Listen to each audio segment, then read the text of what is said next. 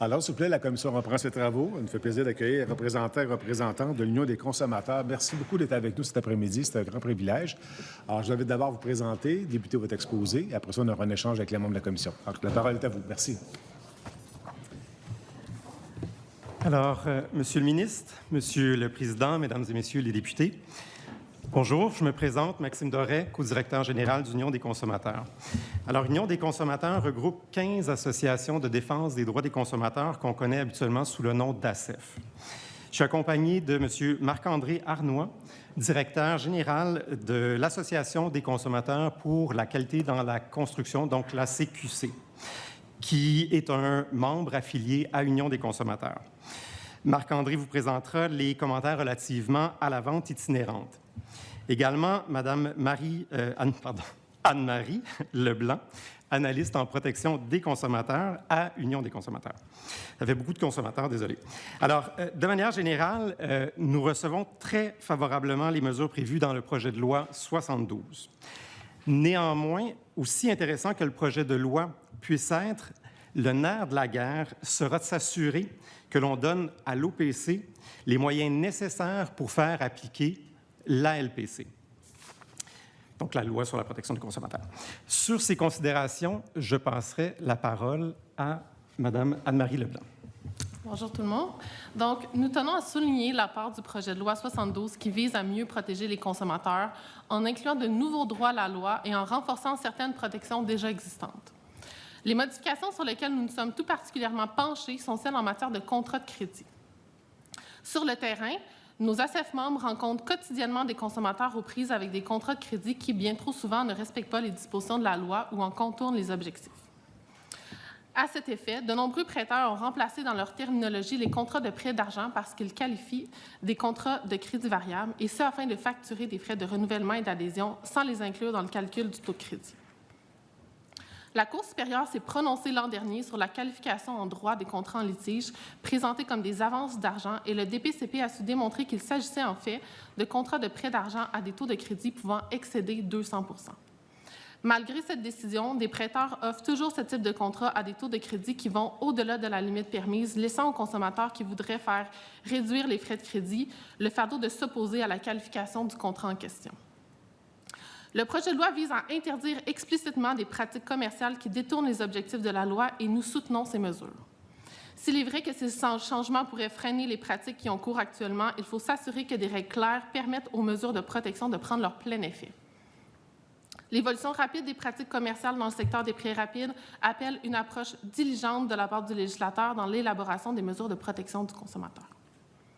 De plus, les consommateurs rapportent à nos ACEF membres d'autres problèmes liés à des contrats de crédit qui contreviennent aux dispositions de la loi. La première est la crainte que leur dossier de crédit soit affecté négativement alors qu'ils contestent des frais réclamés. De nombreux prêteurs menacent d'informer ou informent les agents d'évaluation du crédit de l'absence de remboursement, même quand des montants ou des frais réclamés sont contestés.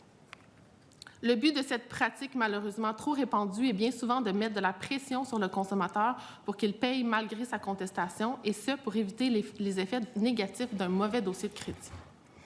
À notre avis, dès qu'un montant réclamé est contesté par un consommateur en vertu d'une disposition de la loi, aucune référence à un défaut de paiement ne devrait pouvoir apparaître au dossier de crédit.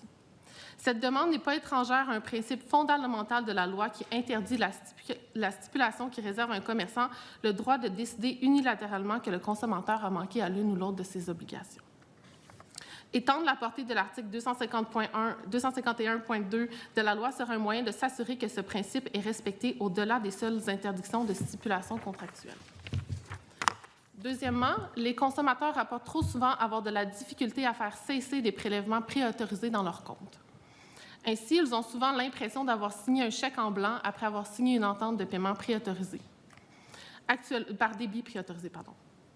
Actuellement, la loi contient une protection lorsqu'une entente de paiement prévoit des prélèvements automatiques sur une carte de crédit, mais aucune protection spécifique au paiement préautorisé dans le compte bancaire d'un consommateur n'est prévue à la loi. Les institutions financières devraient avoir la responsabilité claire de cesser de débiter le compte du consommateur pour effectuer les paiements aux commerçants lorsqu'elles reçoivent un avis à cet effet. Dans le cas contraire, elles devraient avoir l'obligation de créditer le compte du consommateur dans un délai imparti par la loi. Finalement, nous tenons à partager nos préoccupations sur les nouvelles dispositions encadrant l'inclusion du solde d'une dette antérieure découlant d'un contrat relatif à un bien donné en échange dans le cadre d'un contrat de vente à tempérament ou de location à long terme.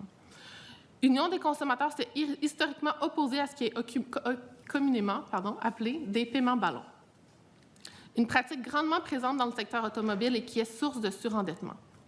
Sans encadrement adéquat, il peut être difficile pour le consommateur d'évaluer le choix qui comporte le moins de risques pour sa santé financière.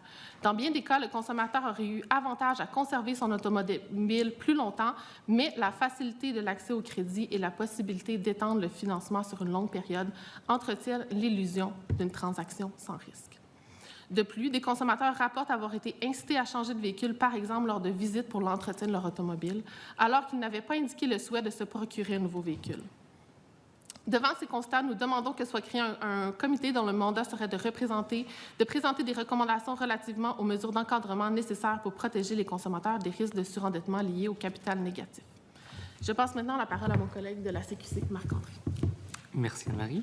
Donc bonjour, très heureux d'être là avec vous pour traiter de l'encadrement du commerce itinérant dans la LPC, un élément qu'on juge essentiel dans la protection des consommateurs dans le domaine de la rénovation. En particulier, vraiment, le droit de résolution du consommateur puis le système de cautionnement à l'OPC, c'est des éléments qu'on juge fondamentaux. Or, tout en saluant bien haut l'intention du projet de loi de mieux encadrer le secteur, on conserve principalement deux craintes face aux mesures proposées. D'abord, ça nous semble effectivement avisé d'interdire le porte-à-porte dans les domaines des thermopompes et de l'isolation thermique. On aurait même pu ajouter les panneaux solaires, voire d'autres systèmes de production d'énergie. Cependant, le porte-à-porte, c'est de plus en plus rare, puis l'encadrement du commerce itinérant concerne beaucoup plus que le seul porte-à-porte, dont notamment l'essentiel des cas où c'est le consommateur qui sollicite le commerçant pour des travaux de couverture, de portes et fenêtres, de revêtement extérieur ou d'isolation thermique jusqu'à ce jour. Donc, le projet de loi 72, en retirant l'isolation thermique de l'article 7 du règlement d'application, va également retirer des protections cruciales à une majorité des consommateurs pour, espère-t-on, mieux en protéger une minorité.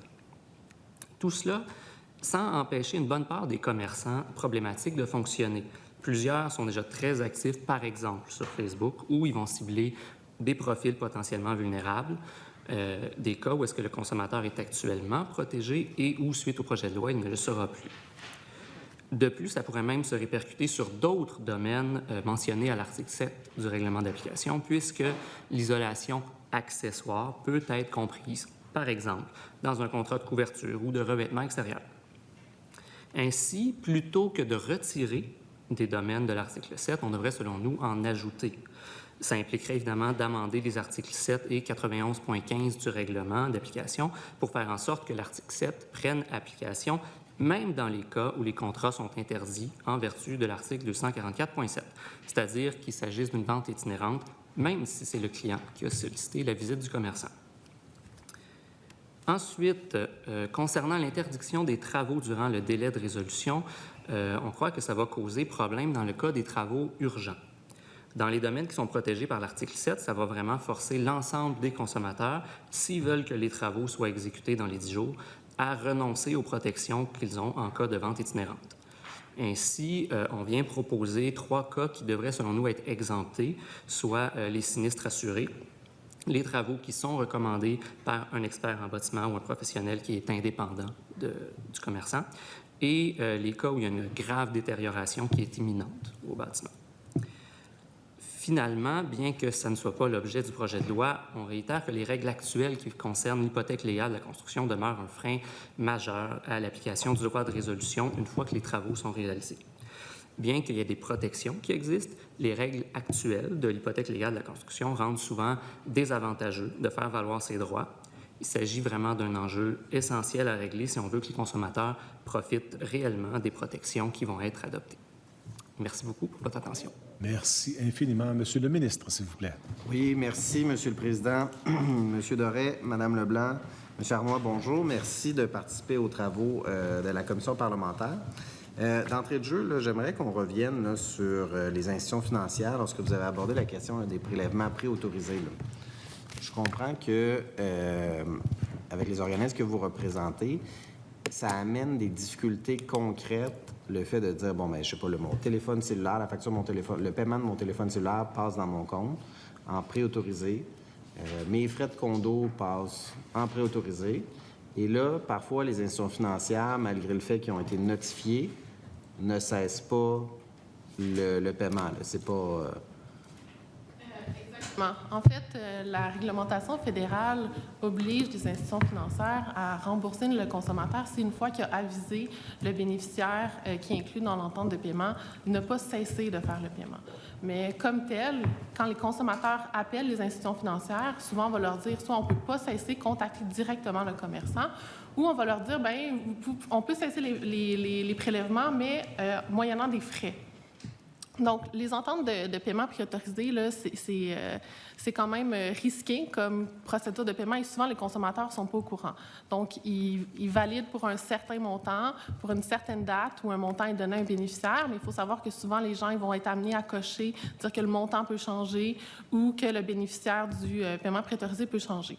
Et donc, nous, en fait, ce qu'on veut, c'est faciliter pour le commerçant qui peut contacter son institution financière, dire « je veux faire cesser le prélèvement préautorisé », qu'il n'y ait pas des frais supplémentaires qui lui soient chargés et que ce soit prévu dans la loi le délai dans lequel le remboursement doit être fait si le paiement passe, malgré qu'il ait retiré son autorisation. Donc ça, c'est un peu le fameux arrêt de paiement.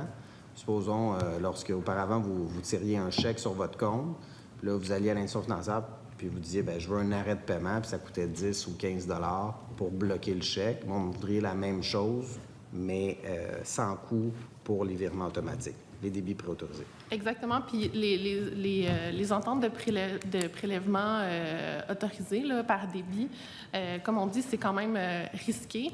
Puis on peut le voir dans le cas où, on le voit même dans le cas où des gens contractent des prêts. Donc souvent, ça vient avec une entente de paiement préautorisée. Et à ce moment-là, des fois, il peut y avoir aussi un litige avec le commerçant avec qui tu veux faire cesser le prêt.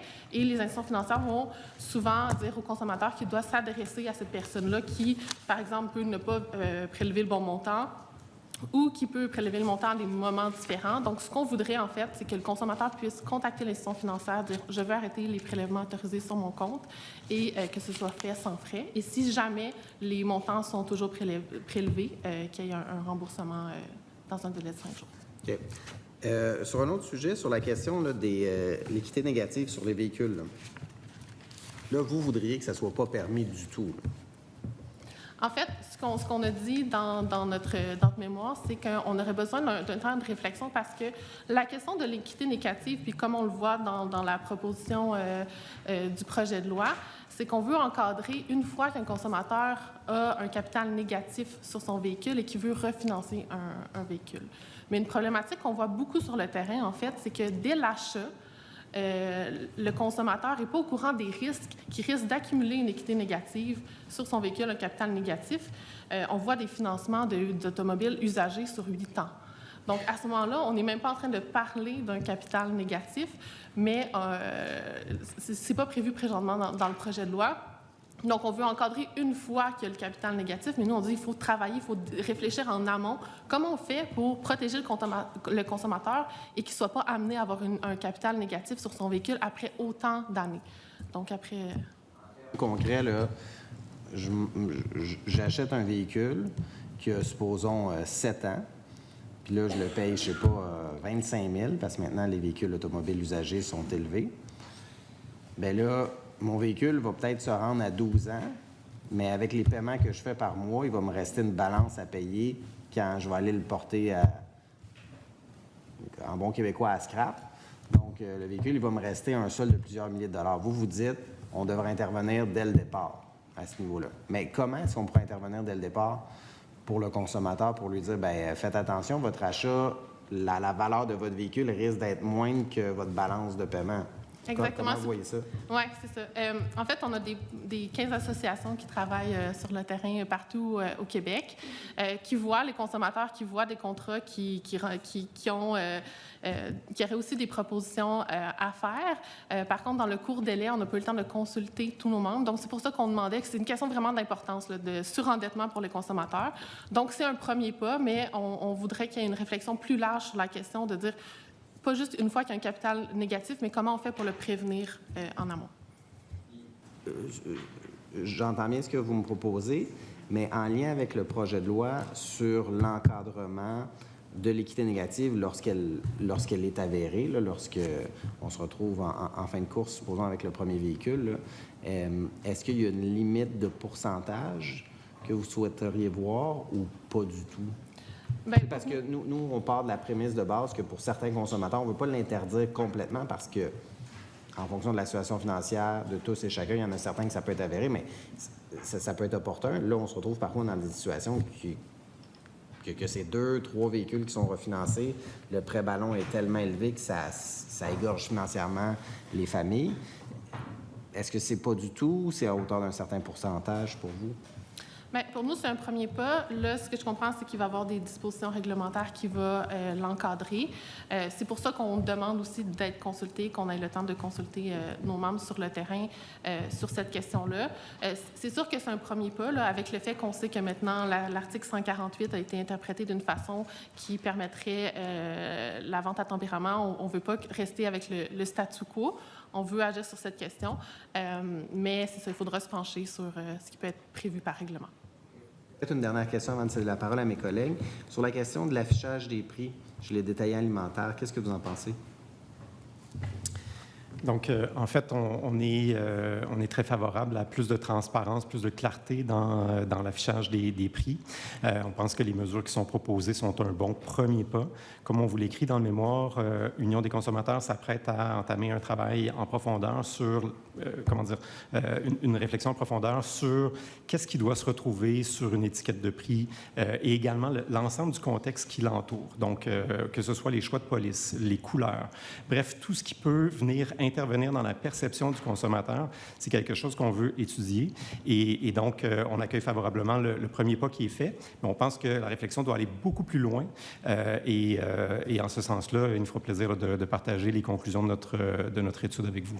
OK. Je vous remercie pour votre présence en commission parlementaire. Merci beaucoup, M. le ministre. Madame la députée de Vimont, s'il vous plaît. Merci, Monsieur le Président. Merci de vous être déplacé, toujours apprécié.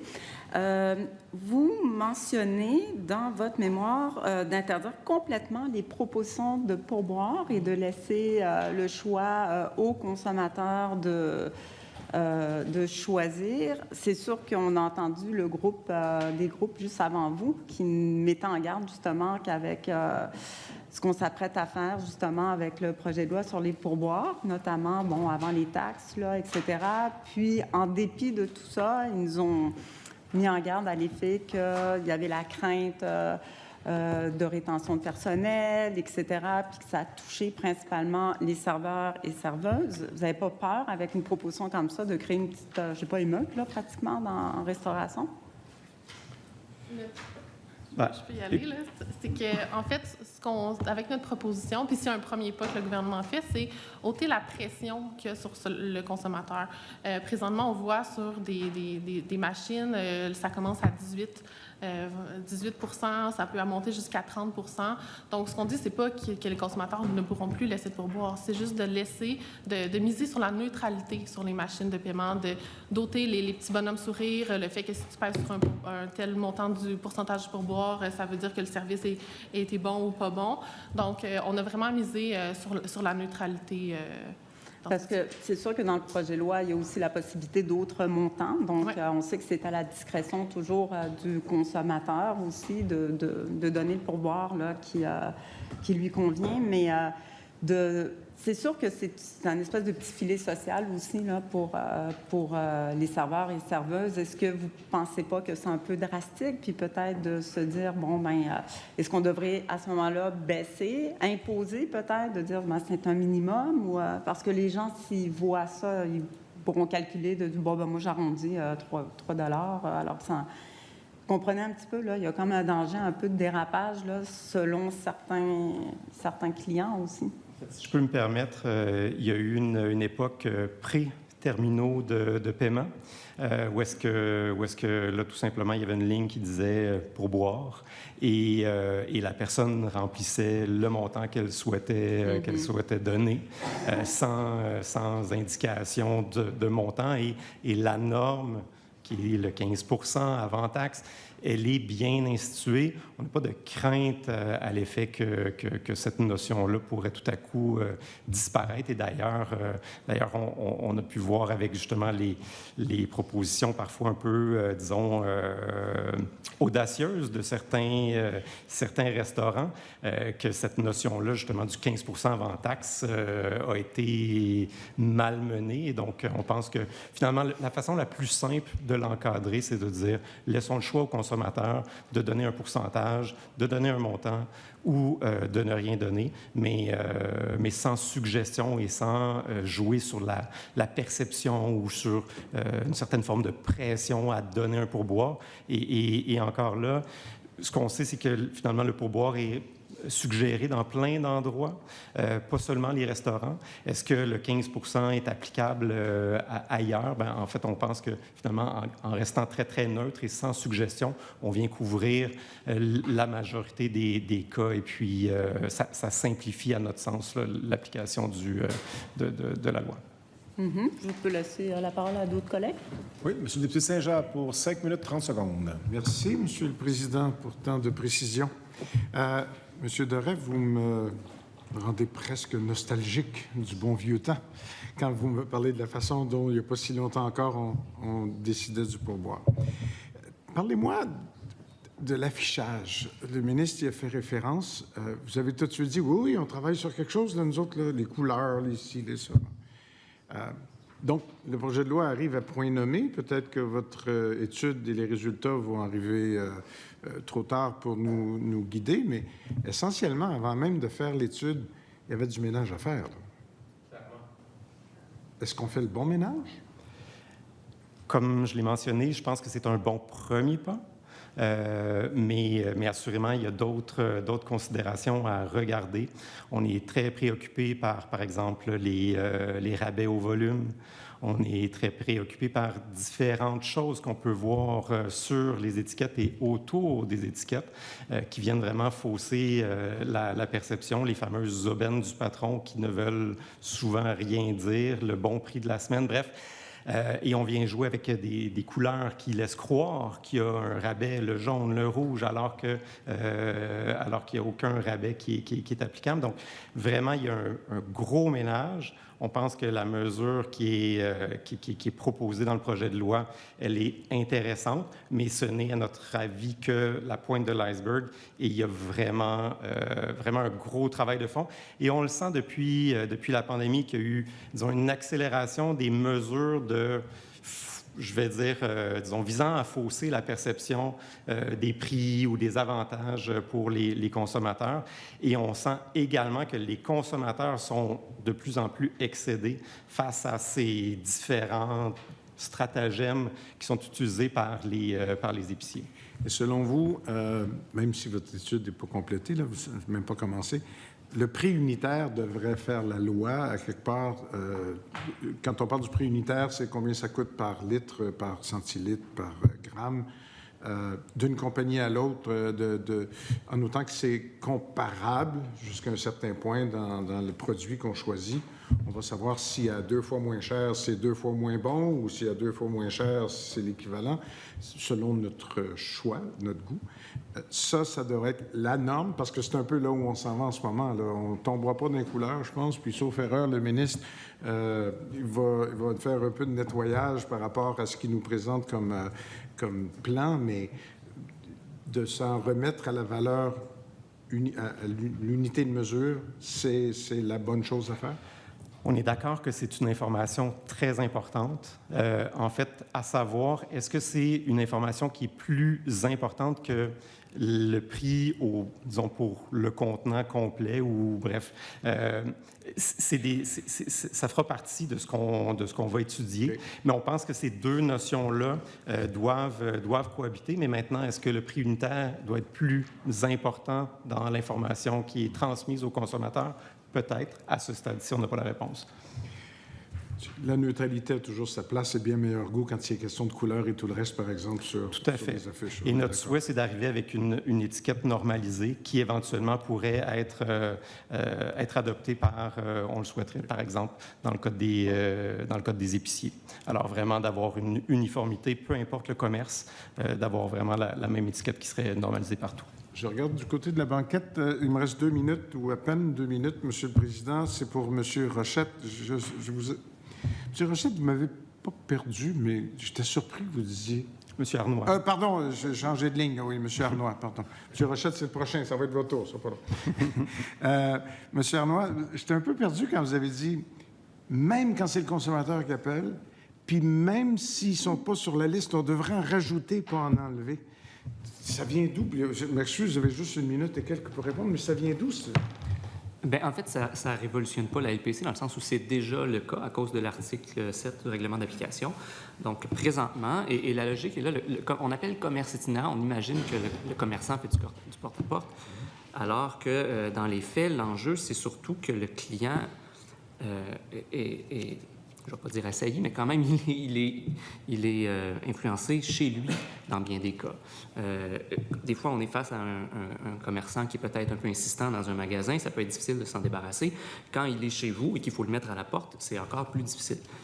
Donc, de dire que même si c'est la personne qui a contacté le commerçant, une fois qu'il est chez lui, ce commerçant-là, le consommateur se trouve davantage vulnérable que s'il avait été en magasin. C'est, selon moi, dans l'esprit de la LPC, c'est ce qui est déjà prévu à l'article 7 du règlement d'application dans certains secteurs. Là, on propose d'enlever l'isolation, ce serait selon nous une erreur, et on pourrait même, dans la même logique, en ajouter. Merci beaucoup. Merci. Monsieur le député Lacazzi. Oui, merci, Monsieur le Président. Alors, Mme Leblanc, M. Doré, M. Arnois, bonne fin de journée, hein? Bonsoir quasiment, rendu à l'heure qu'il est. Merci d'être avec nous aujourd'hui. Merci pour votre mémoire qui est exhaustif, très intéressant.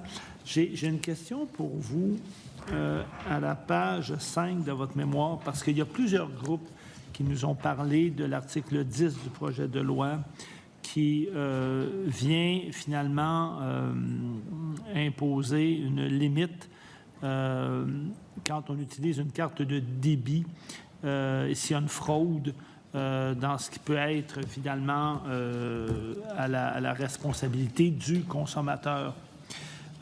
C'est un article un peu miroir de ce qui se fait avec les cartes de crédit, sauf que plusieurs groupes nous ont dit que la rédaction pouvait peut-être être améliorée. On parle de prévenir la fraude malgré la présence d'indices probants permettant de la soupçonner. Alors, avez-vous réfléchi à ça? Avez-vous des suggestions peut-être pour un libellé qui serait plus clair, qui aiderait davantage? Ça, c'est ma première question. La deuxième question, puis j'aimerais savoir un peu comment ça va s'articuler parce que, au fond, vous suggérez qu'éventuellement, si jamais il y avait une faute lourde, il faudrait qu'il y ait une décision du tribunal. Si jamais il y avait une contestation, avec les délais qu'on a devant les tribunaux présentement, avez-vous réfléchi combien ça pourrait prendre de temps devant quel tribunal, comment ça fonctionnerait? Parce que je comprends ce que vous voulez faire, mais peut-être que la mise en application serait peut-être un peu difficile ou longue. Fait que j'aimerais ça que vous puissiez nous en parler davantage, s'il vous plaît. Donc, en matière de transactions, ce qui est autorisé, non autorisé, option aussi en a parlé longuement. Donc, on abonde dans ce sens-là où, présentement, il y a comme un flou autour de ce qui serait une transaction autorisée, non autorisée, et le fait que, dans le cas d'une transaction qui serait considérée autorisée, bien là, ça serait sur les épaules du consommateur de prouver qu'il y avait des indices probants et que l'institution financière n'a pas agi. Donc, nous, on va dans le même sens. Dans le cas où l'autorisation a été obtenue par la fraude, ça devrait être considéré comme une transaction non autorisée. où on est allé avec ensuite la faute lourde, c'est qu'on s'est dit qu'une fois qu'on considère que c'est une transaction non autorisée et que l'institution financière dit au consommateur, nous, on considère que c'est une faute lourde. Présentement, les épaules sont mises sur le fardeau du consommateur d'aller devant les tribunaux pour contester. Donc, contester la qualification de la faute lourde.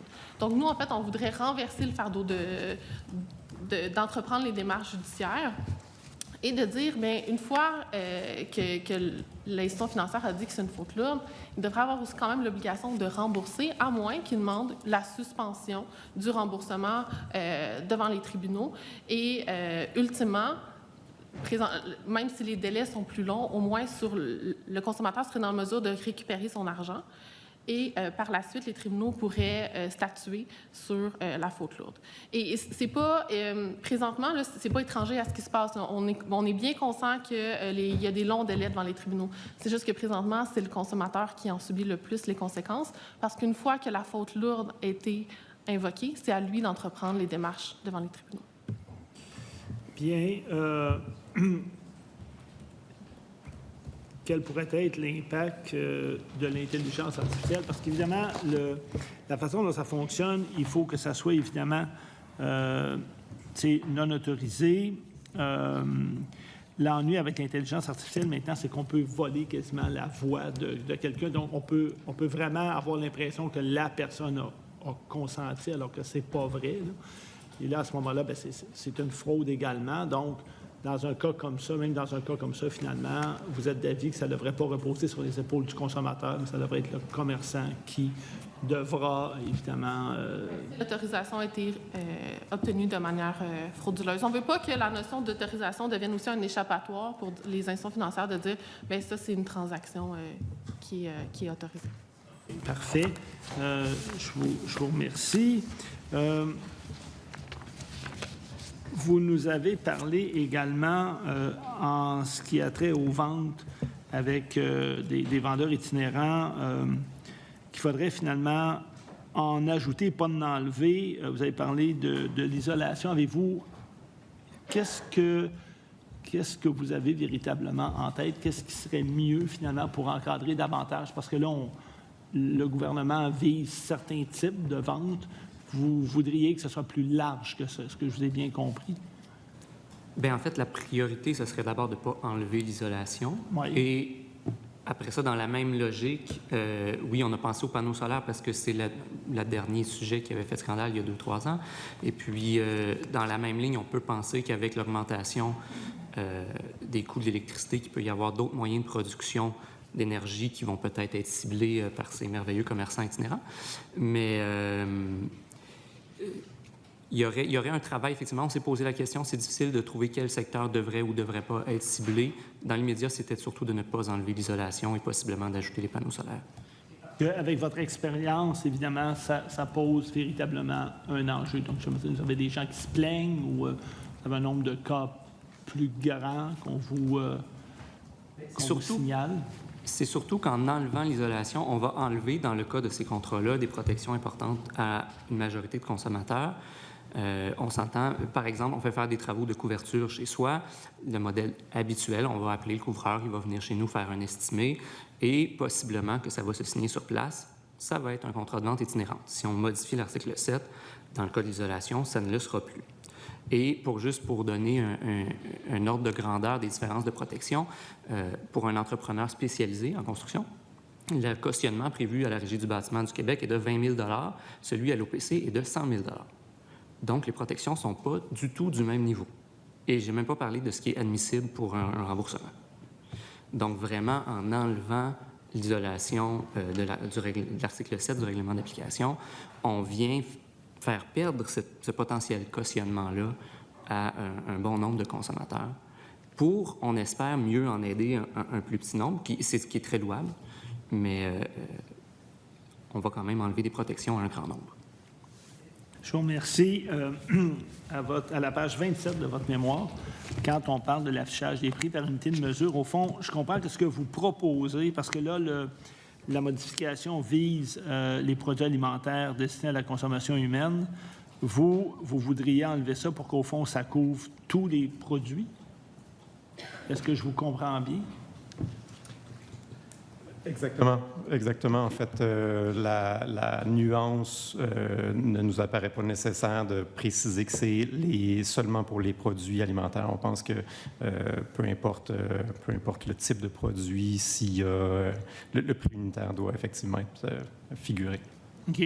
Ça Donc, pourrait être des produits, juste un exemple, Oui, ça pourrait être oui. des produits ménagers, par exemple, si tu veux comparer d'un prix à l'autre.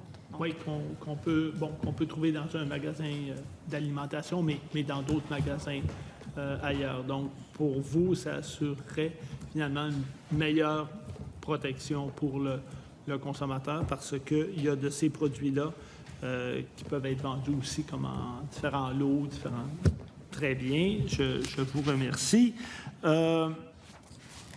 On nous a aussi parlé que l'entrée en vigueur de la loi, il n'y aurait probablement pas assez de délai pour que différentes corporations, sociétés ou autres soient capables de s'y conformer. Est-ce que c'est quelque chose à laquelle vous avez réfléchi ou ça vous pose des problèmes ou pas? Ou, que l'industrie vous a fait part de ses doléances à cet effet-là. Et puis, de notre côté, évidemment, le plus rapidement entreront en vigueur les dispositions.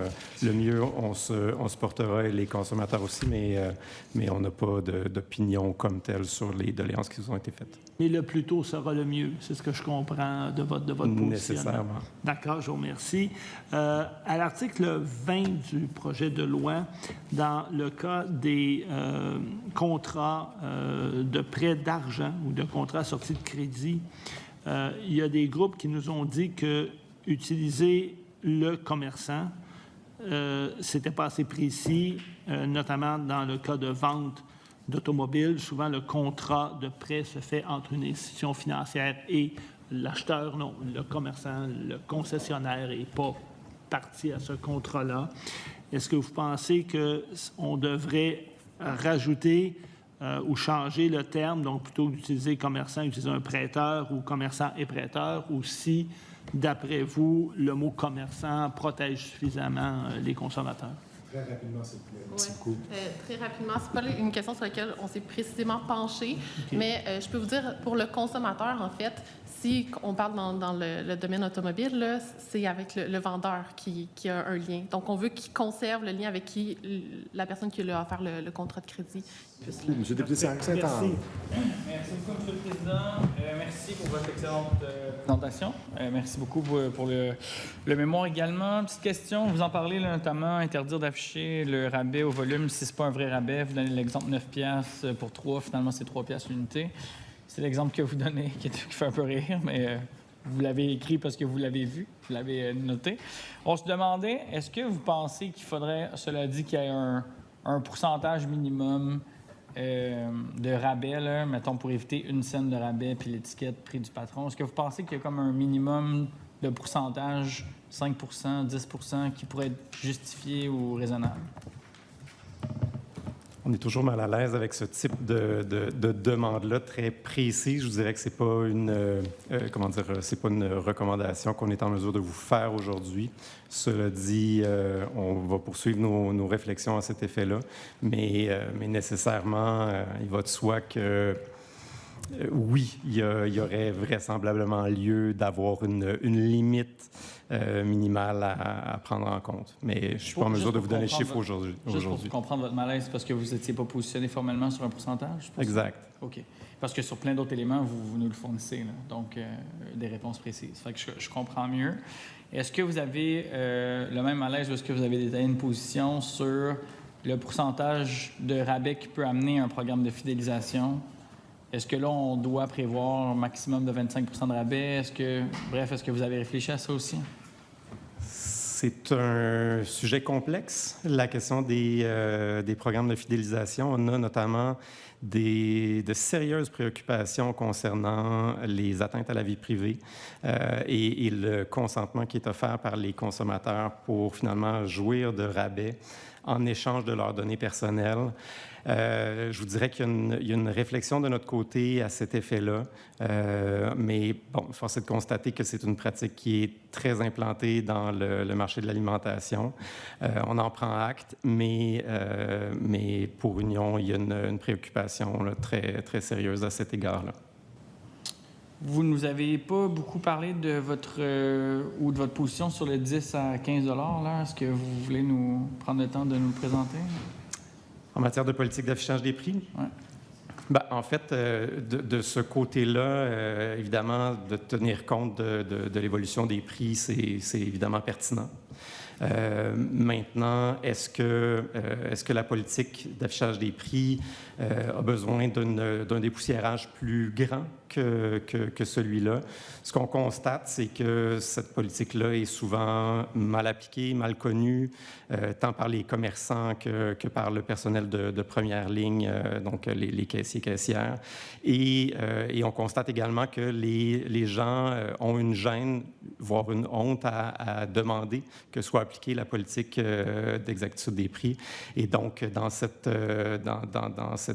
optique-là, je vous dirais qu'on a une préoccupation. On souhaite que vraisemblablement l'OPC peut-être poursuive la réflexion, savoir comment mieux informer les commerçants, mieux informer le public également, puis venir briser cette barrière-là à finalement revendiquer un droit de faire appliquer la politique d'exactitude des prix.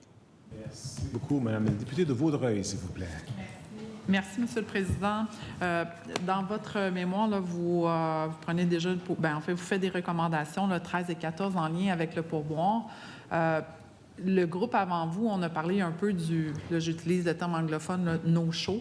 Je comprends que vous n'êtes probablement pas prononcé à cause que ce n'était pas dans le projet de loi. Cependant, vous étiez là depuis un petit bout de temps. Vous avez vu qu'il y a une ouverture peut-être à regarder si on peut légiférer sur le no-show. Bien sûr, vous êtes une union des consommateurs, vous représentez, vous défendez les droits des consommateurs. Fait que ma question, c'est un peu en deux volets. Là. Je comprends que vous n'êtes pas prononcé, mais seriez-vous prêt à prononcer en faveur ou pas? Puis présentement, est-ce que vous en avez déjà des plaintes ou est-ce que vous recevez déjà des commentaires à cet effet-là? Parce qu'on le sait, là, ça a été dit, puis il y a même un pourcentage comme quoi il y a déjà des restaurateurs là, qui l'appliquent, qui en prennent des montants d'argent pour les no-shows. Et sauf erreur, Anne-Marie, tu me corrigeras au besoin, mais c'est pas une problématique qui nous a été remontée par nos associations membres. On a un contact très étroit avec nos associations membres qui nous ramènent de l'information terrain. En l'occurrence, je n'ai pas vu passer ce type d'information-là et à savoir est-ce qu'on est aujourd'hui en mesure de vous dire est-ce qu'il y aurait un pourcentage qui serait adéquat ou non, on n'est pas là. Et même notre position, je vous dirais, sur la question d'un frais applicable au no-show n'est pas formalisée à cette étape-ci. OK. Donc, il n'y a pas de... Je peux quand même dire qu'elle brûle pour point, là. Puis après avoir aussi entendu ce que Option consommateur aussi avait à dire, on va dans le même sens, là. Il ne faudrait pas mettre une brèche dans la protection en matière de frais qui seraient considérés comme un peu... en fait, ce serait le commerçant qui prendrait seul la décision. Donc, ça pourrait mener à des abus. Là, présentement, on voit qu'il y a les restaurateurs nous disent qu'il y a des abus de leur côté, mais on risque de transférer les abus, et là, c'est les consommateurs qui risquent de les vivre.